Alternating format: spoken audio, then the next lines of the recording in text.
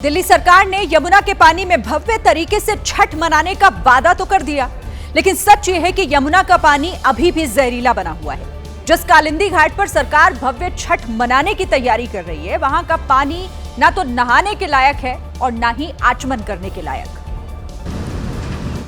सफेद झाग के साथ बह रहा यमुना का पानी अभी भी काला और बदबूदार ही नजर आ रहा है। ये वो पानी है, ये वो पानी है पूरा मटमैले रंग का, काले रंग का, जिसके अंदर दिल्ली सरकार इस बार लोगों को छठ पूजा में स्नान करवाने वाली है। झाग हटाने के लिए सरकार नाव से केमिकल का छिड़काव करा रही है।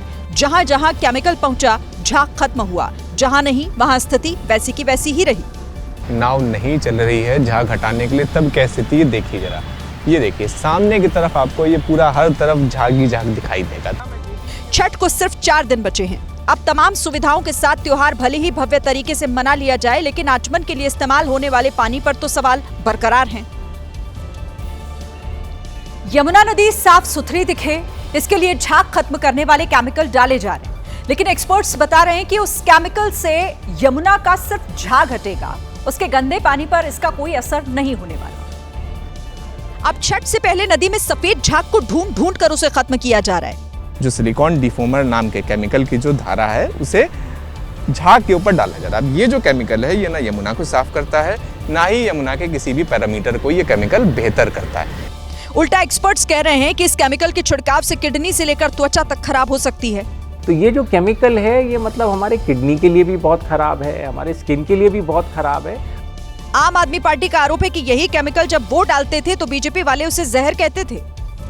वही केमिकल जिसको ये आज से कुछ साल पहले जहर बताते थे, इन्हीं के विभाग ने उसी केमिकल का टेंडर करके दोबारा से वही केमिकल खरीदा गया है। इधर पिछली सरकार की नकल करने का आरोप झेल रहे मौजूदा जल मंत्री परवेश वर्मा ने बताया कि उनकी सरकार फिनलैंड से नदी साफ करने वाली एक मशीन मंगवा रही है, जो दिसंबर से यमुना की सफाई में लग जाएगी।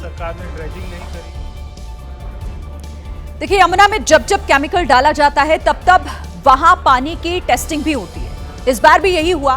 सुबह 9 बजे दिल्ली जल बोर्ड की टेस्टिंग में जो आंकड़े सामने आए, उसके मुताबिक यमुना के पानी में अमोनिया जैसा जहरीला पदार्थ 3 मिलीग्राम प्रति लीटर है, जबकि कोई भी पानी पीने योग्य तब होता है जब उसमें अमोनिया का स्तर 1.2 मिलीग्राम से कम हो। इस हिसाब से देखा जाए तो यमुना में अमोनिया ही 2 से 6 गुना ज्यादा है।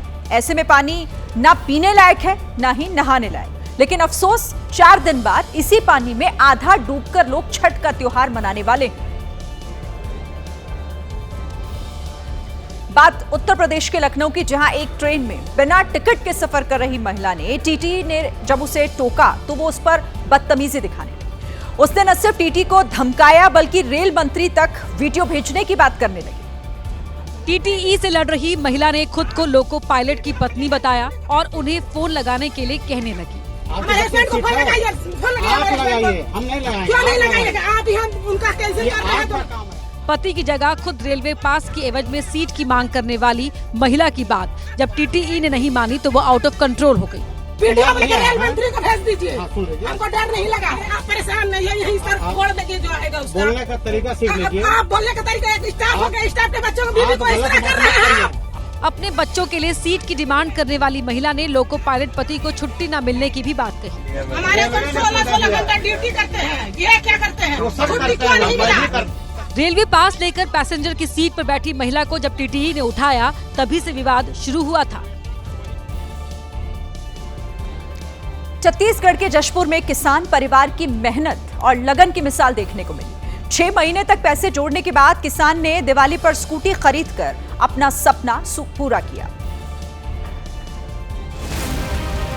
खास बात ये रही कि किसान बजरंग राम बोरे में 10 और 20 के सिक्के भरकर शोरूम पहुंचे, जिसे देखकर कर्मचारी भी हैरान रह गए। गिनती शुरू की गई और इन सिक्कों की खनक कई घंटे तक स्कूटी के शोरूम में गूंजती रही, क्योंकि किसान 40,000 के सिक्के लेकर आया था। गिनती के दौरान टेबल पर सिक्कों का अंबार लग गया। पैसों की गिनती पूरी हुई और किसान को बड़े सम्मान के साथ स्कूटी की चाबी दी गई। बिहार में बीजेपी के दिग्गज नेताओं ने मोर्चा संभाल लिया है। कल पीएम मोदी और अमित शाह की चुनावी जनसभाएं होंगी। उससे पहले आज पार्टी अध्यक्ष जेपी नड्डा ने हुंकार भरी। औरंगाबाद में चुनावी प्रचार करने पहुंचे जेपी नड्डा ने शहाबुद्दीन के बेटे को लेकर आरजेडी को घेरा। इस चुनाव में भी शहाबुद्दीन के बेटे को टिकट देना ये अपने आप में बताता है कि आज भी आप गुंडा राज लाने के लिए ललायित हैं। इसी मंच से जेपी नड्डा ने आरजेडी का नया फुल फॉर्म भी बताया। आर का मतलब रंगदारी, जे का मतलब जंगल राज और द का मतलब दादागिरी। ये आरजेडी है, इससे बचकर रहना। अब कल पीएम मोदी एक बार फिर बिहार के दौरे पर पहुंचेंगे। उनका चुनावी कार्यक्रम बेगूसराय में होगा। वहीं अमित शाह सिवान और बक्सर में कल एनडीए प्रत्याशियों के समर्थन में प्रचार करते दिखाई देंगे। बिहार में कई नेताओं का जबरदस्त स्वागत हो रहा है, तो कई नेताओं को विरोध का सामना भी करना पड़ रहा है। ऐसे ही एक तस्वीर देखने को मिली दरभंगा से। आगे आगे नेताजी, पीछे पीछे नारेबाज करती जनता।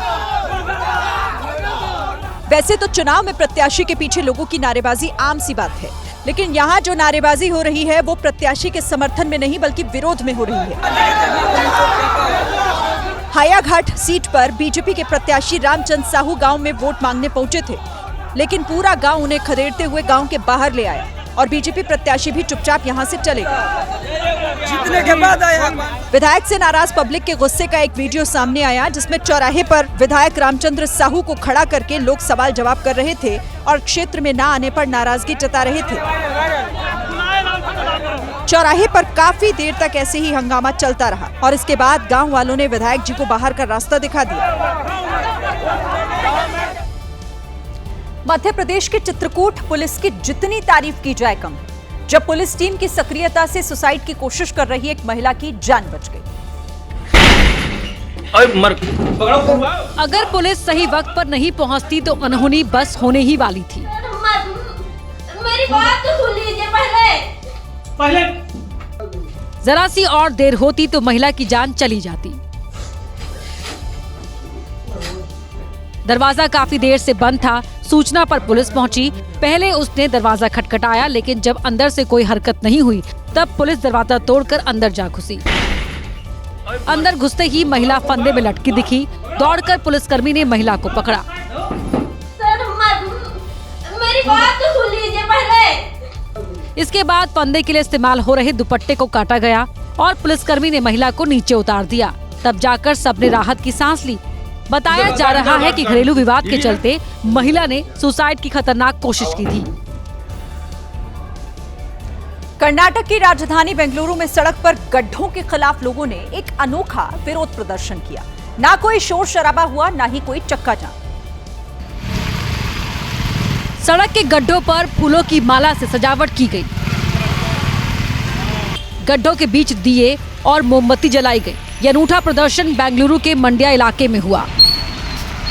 लोग लंबे समय से सड़क के गड्ढों से परेशान थे। आए दिन हादसे हो रहे थे। प्रशासन को कई बार शिकायत की, लेकिन जब किसी ने नहीं सुनी तो ये लोग सड़क पर उतरे और गांधीगिरी करके अपना विरोध दर्ज करवाया। केदारनाथ धाम के कपाट आज शीतकाल के लिए बंद कर दिए गए। इस मौके पर बाबा के दर्शन के लिए भक्तों की भारी भीड़ उमड़ी।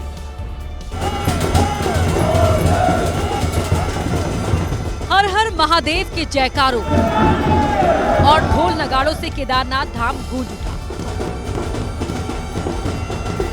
कपाट बंद होने से पहले बाबा केदार की पूजा अर्चना की गई।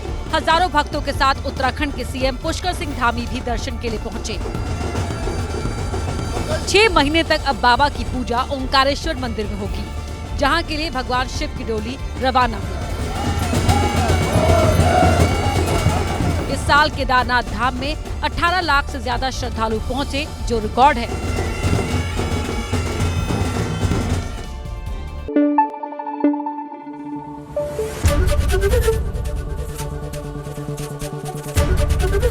एबीपी न्यूज आपको रखे आगे।